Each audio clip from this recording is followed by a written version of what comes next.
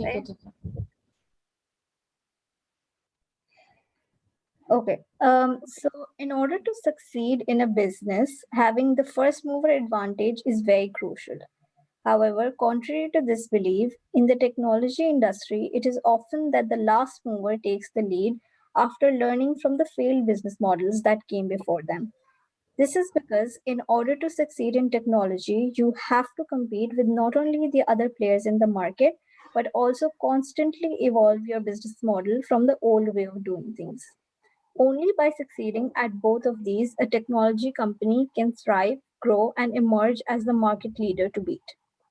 Now, the e commerce industry in Pakistan is relatively new and is still challenged by risk averse shoppers who mistrust the entire notion of online shopping based on either their own or someone else's bad experiences.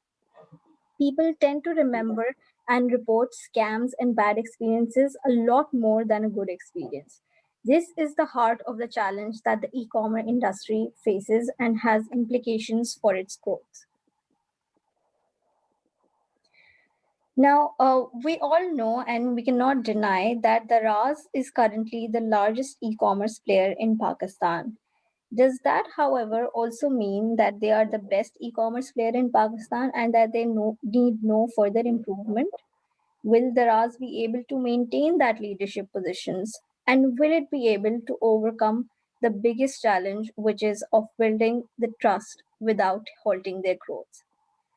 Now, Sana will walk us through the key industry indicators that will help us understand the problem a bit better. Okay.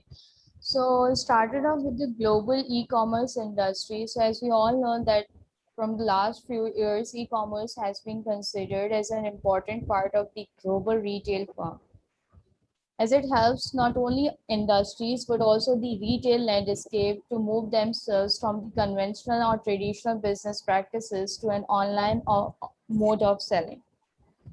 So in relation to this, some of the statistics that we have analyzed while evaluating the global e-commerce industry are, so in 2020, over 2 billion people had made their purchases using online platforms and e-retail.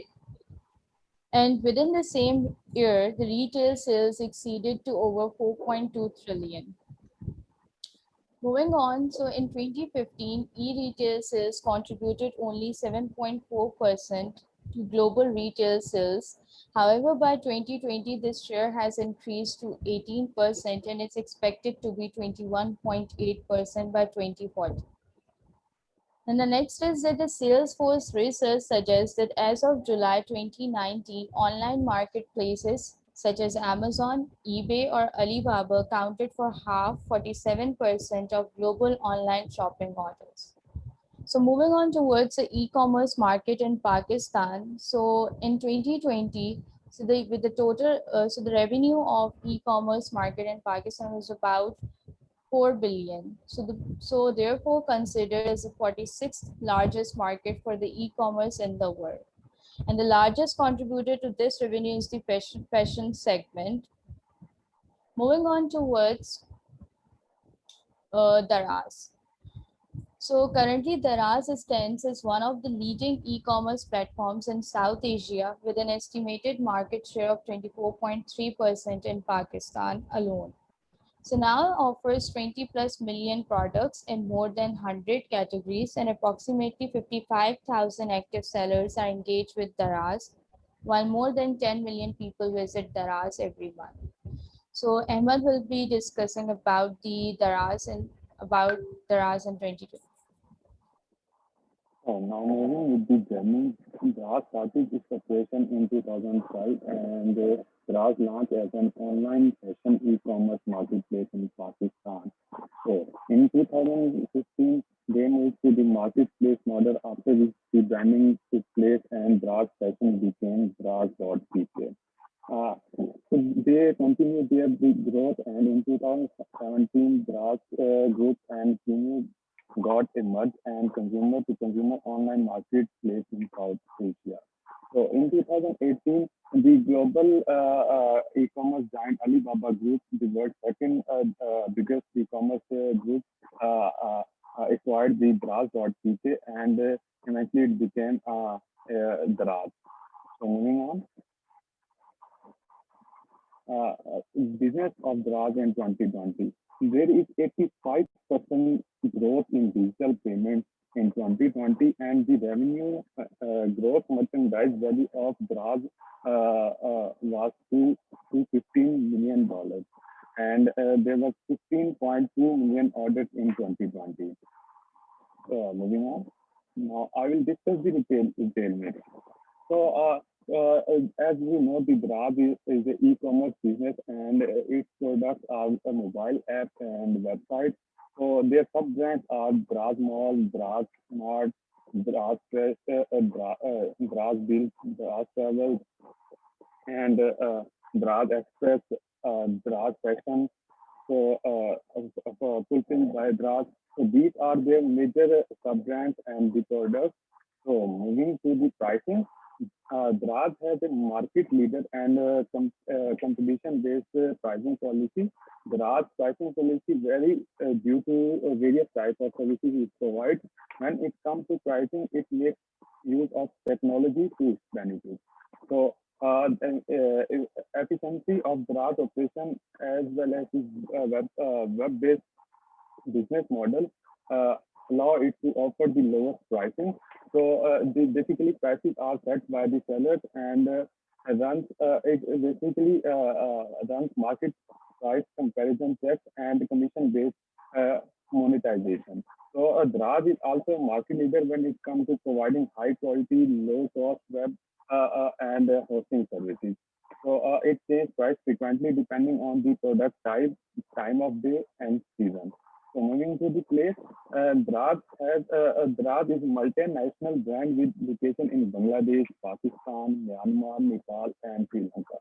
All customers purchase goods and services from Draj.com website and app. So there is five warehouse and 47 hubs and several collection centers all around the Pakistan. So there are goods, goods are moved from the fulfillment centers to distribution centers and then to consumers. For package delivery, Draz is also using the Draz Express and other local postal and courier services like TCS, Leopard, Pakistan Post, and etc. Moving toward the people, so there is 50,000 plus sellers on Draz website, and there is 5,000, approximately 5,000 employees on Draz working at Draz. So Draz place a high value on its employees. Draz get benefit from Draz regardless of what level of domain of company they are working in. So moving on, Draz has as we have already discussed, 50,000 workers, and there is 91 million visits in a year. So it provides employees with a wealth of training and advancement opportunities to better to provide better services to customers. So moving toward this process, Drat is a leader in e-commerce and web services in Southeast Asia, and with a clear process-oriented operation. As we saw earlier, Drat divides its warehouse and fulfillment centers strategically for operational effectiveness, and it also employs the best business technology to support its everyday operation and advertising. It also has ties to social media sites like Instagram and other Snapchat and YouTube, where a user can add any product to their cart by responding to a browse post. So its customer relationship and knowledge management strategies are critical to its success. And uh, it actually operates on the Draz Alibaba server. So it has very good server and its operations are very effective and timely. So physical evidence, moving towards the physical evidence, the website is the most visible and physical presence of Draz, and its website and apps are very user friendly and designed with the designed in a way that uh, uh, uh, the logo is very unique, and Draz publish annual financial report for investors and users detailing where the business and where it is aspires to go.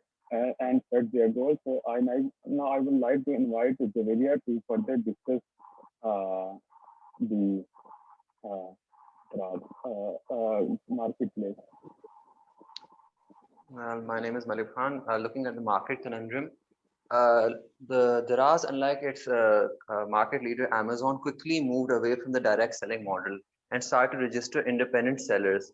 This led to Daraz losing control over the key sellers and could not control quality. And this led to a lot of unethical or fraudulent practices being carried out on the platform.